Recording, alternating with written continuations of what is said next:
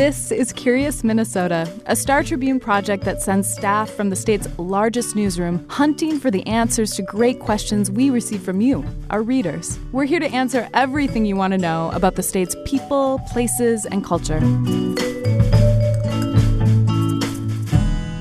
Welcome to Curious Minnesota. I'm your host, Eric Roper. You may be wondering if we've been getting a little sluggish here at the podcast since our last episode was over a month ago. But let me assure you that the future of this podcast is strong. We've had some delays recently because I'm running our weekly Curious Minnesota column, and I took a brief vacation and worked on a complex story we'll be talking about on a future episode. But now I've got several episodes recorded with others in the works, so I'm hoping we can really amp up this podcast schedule in the near future. So get ready for that. One other announcement before we kick things off. Curious Minnesota Day at the Star Tribune building at the State Fair is Saturday, August 28th, and we've got lots of interesting things planned. If you drop by the Star Tribune building, I'll be there soliciting reader questions to then post on a large homemade billboard for people to vote on their favorite questions. So we'll want people to be asking questions, and then people who do ask questions, we will be recording some of them for a future episode of this podcast, and you may have an opportunity to vote on those questions via the podcast. So drop by, we'll be having a good time, and we would love to see you there. Okay, let's get to the show. Today is the third time we're talking with healthcare reporters Jeremy Olson and Glenn Howatt, who've been following COVID since the beginning of the pandemic for the Star Tribune. The Delta variant has raised lots of new questions, and we solicited a bunch of those questions from our readers so we can answer them on today's show. So without further ado, let's get to Jeremy and Glenn. Well, Jeremy and Glenn, thanks so much for joining us again. You are the most frequent guests on the Curious Minnesota podcast. It seems like every time we meet is some new milestone in this pandemic. There was a time where I think last time we were talking, we were waiting for vaccines to come out, and we thought maybe Labor Day was going to be the time where we return to the office. Well, the vaccine is out. Labor Day is here. There's like tumbleweeds still going through our newsroom. These are metaphorical tumbleweeds, of course, but we're in this netherworld now where we have a vaccine, but we also have the Delta variant. So that's what we want to talk about a little bit today. So what is the Delta variant? I don't know what a variant is. Tell me a little bit about it. What do I need to know? Well, the Delta variant is a form of the SARS-CoV-2 coronavirus that causes COVID-19. All viruses mutate, they change. That's part of their life cycle. But occasionally a variant results in more infections or more illness. And that's what we have with the Delta variant. Just like the Alpha variant earlier this spring, the Delta variant appears to spread faster and among more people. There is some debate about whether it results in more illness, but it's basically a very fast-spreading form of the SARS-CoV-2 coronavirus. So we collected questions from readers online, and we have a lot of great specific questions that you all have researched. I want to start with a sort of a broad question, which is that I'm vaccinated. We're in this post-vaccine availability world, and obviously not everyone's vaccinated, but we know that people who are vaccinated can get COVID, and we know that people getting COVID leads to mutations and variants like Delta. So should we be completely hopeless about the future, or is there some reason for optimism about sort of a path out of this pandemic? Because I feel like the latest news has been making me feel more depressed than usual. So help me understand. Well, it's always best to stay in the present, and we don't know what the future is going to hold. But the best way to protect yourself and to protect the population is for people to get vaccinated. That's how we're going to put an end to this thing. And it's not just in the U.S., but in many other countries, which so far have received very few vaccines, because this is a global pandemic. It's also important to remember that although we do hear of some high-profile people getting infected after they've been vaccinated, that's really not very common. And the national data and the state data show that it's far less than 1%. And then even if you do get infected, you're less likely to get severe illness, meaning you need to go to the hospital, and you're less likely to die. Okay.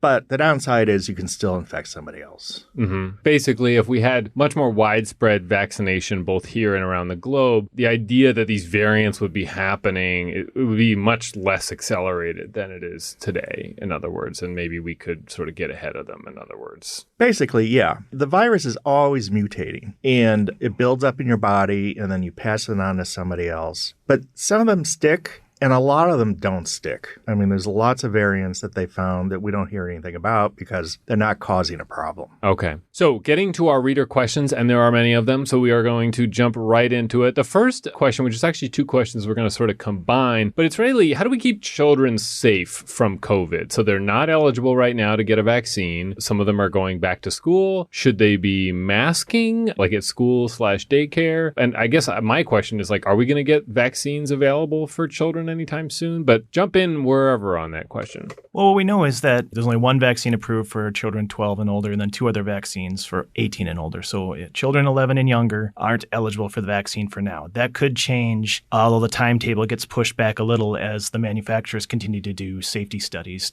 Masks work, and worn masks work better than unworn masks, but we're seeing more research about proper fit, and you really need to have a mask in place covering your nose and mouth to reduce your chance of spreading the virus to others or receiving enough virus in your mouth and nose to make you sick. It's tough with children 2 and under who aren't recommended to wear a mask because you can't expect squirming children to keep masks firmly in place enough to be protective. So when you're talking about the smallest children, surrounding them with protection is really your best strategy. The adults around them should be vaccinated, wearing masks in high-risk transmission places. When you surround the children with the best protection possible, that's what the best thing you can do for them. I'm going to add on to this, but early on in the pandemic, I feel like there was sort of this theme that children were less inclined to get at least bad cases of COVID. Is that still true in this current reality? The rate of severe illness, hospitalization, and death among children is substantially lower. In Minnesota, there are only 9 deaths under the age of 25, and we only have 73 total deaths under the age of 40. But part of the concern is that children also are the vectors. They move around, they see a lot of people, and they can take the virus, even if they don't get very sick from it, and spread it to others who are more vulnerable. So we have a question here from someone saying, I've had COVID, and I trust that the antibodies will do their job, and I have not received the vaccine, this person says. So what about people like this person who've had COVID, and when they are exposed to Delta, the Delta variant, do these antibodies, how much are they going to protect this person from that Delta variant? Well, there could be some protection, but research has shown that the immunity you develop from infection, which is often called natural immunity, is actually less than the immunity you get from the vaccines that are currently being used. So while you may get sick, you probably won't get as sick,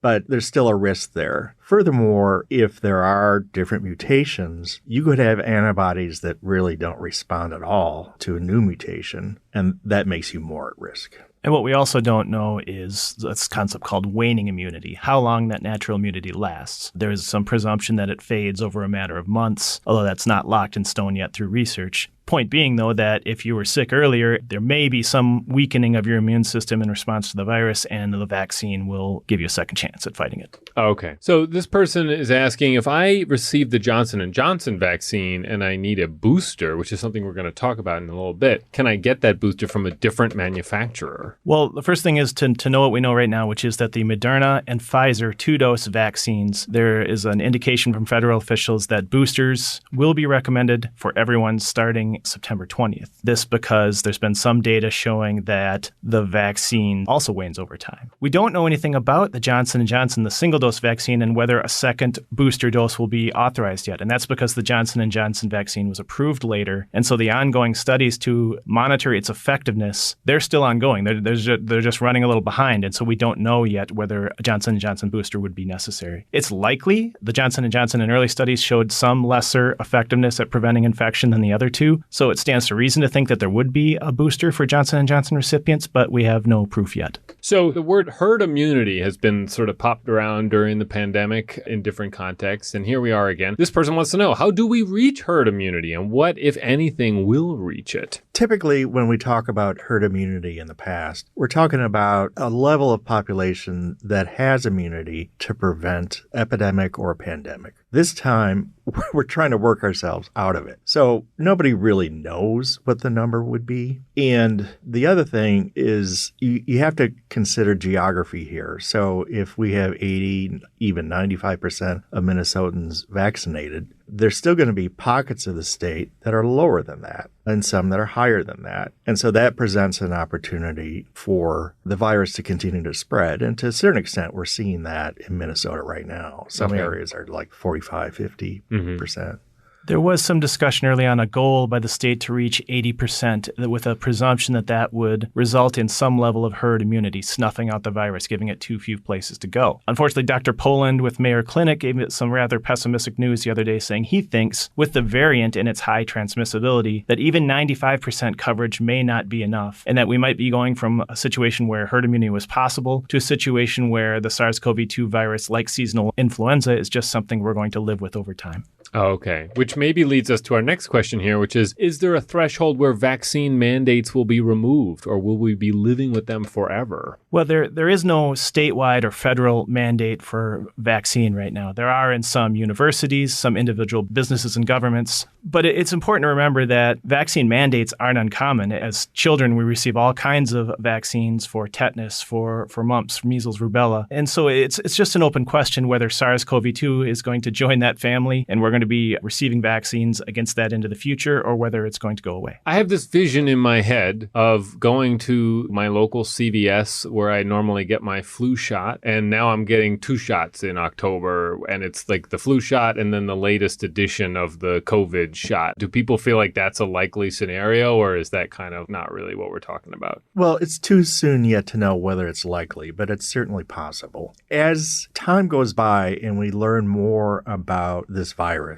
and more studies are done, and there's tons of studies being done, those recommendations will keep shifting. And that's what we saw very recently. A short time ago, U.S. government officials were saying, not yet for the third dose. But now they say, well, based on some new research, especially out of Israel, a Mayo Clinic study, that we probably should be doing this. So the process is underway for getting the booster. So a big topic lately is so-called breakthrough cases, right? Which are people getting COVID who are vaccinated. And so one person wanted to know, how is Minnesota tracking breakthrough cases? And I suppose I would just add on, what statistics do we know about them? Well, they track a lot of stuff in several different databases. They have a case tracking system. It's called REDCap. And with every new positive case, they open a file on a person and they collect information. They also have a database of all the shots given in the state, the childhood shots, a tetanus shot, flu shot, and these COVID shots. And then every day they get new reports of positive cases. So what they do is they look at all that data and say, okay, who among our fully vaccinated people got sick 2 weeks after the last recommended dose? And that's how they come up with a number. So it's like, I think, 7,800 cases right now, which is 0.24 of the fully vaccinated. Percent. Yeah. And among those breakthrough cases, I mean, is it pretty much that these are not, for the most part, hospitalizations? Inclusive in those numbers, there are 584 hospitalizations and there are 60 COVID deaths, a rate of 0.002% of all fully vaccinated Minnesotans. So it is a very low rate. And the hospitalizations include about half of them are people who went into the hospital for other things, surgeries or other medical procedures, and they're routinely screened there and discover, voila, they have an infection. So the rate of hospitalizations, there's 584 of them, but about half of them were asymptomatic or mild enough that they didn't even know until they went to the hospital for other things. Okay. This next question is something I think that's front of mind for a lot of people. You know, we were all kind of jubilant in June, and when we were all getting vaccinated, that life would return to normal, and people made a lot of plans. And so this person is asking about, they have a celebration of life planned for someone who died of COVID, and the celebration of life is in late August of this year. They anticipate 100 people coming to a park shelter. Are such gatherings safe given the surge? They want to know.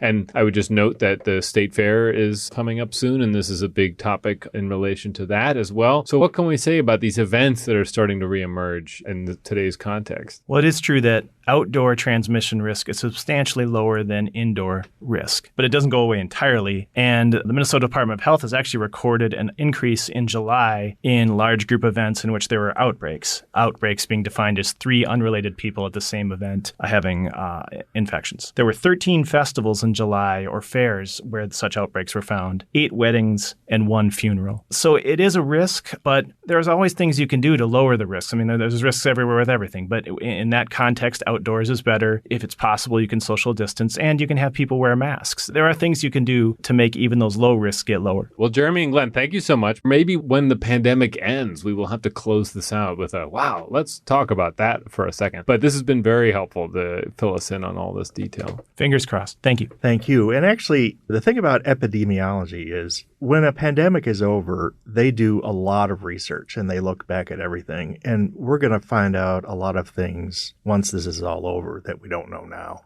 That's interesting. Well, then we'll definitely have to have a fourth edition. So stay tuned, listeners. They will be back. But thank you so much for joining us. Thank you. All right, folks, that's it for today's show. Please stay tuned in the coming weeks for several great episodes that are now in the works. And as always, we'd love to hear your feedback about the show, as well as any questions you'd like us to answer here at Curious Minnesota. Send those to me at curious@startribune.com. And bonus points if you send us a recording of yourself. We'd love to play that on a future episode. Don't forget to tell your friends that they too should tune into this podcast. Perhaps they should listen to a bunch of them at once on their next road trip or something. Just an idea. Anyway, thanks so much for listening. We'll see you next time. Thanks for listening to Curious Minnesota. We want to hear from you. Ask questions and read more stories online at startribune.com/curious. Our music is produced by Matt Gilmer. If you like the show, please rate us on iTunes or leave a review. And until next time, stay curious.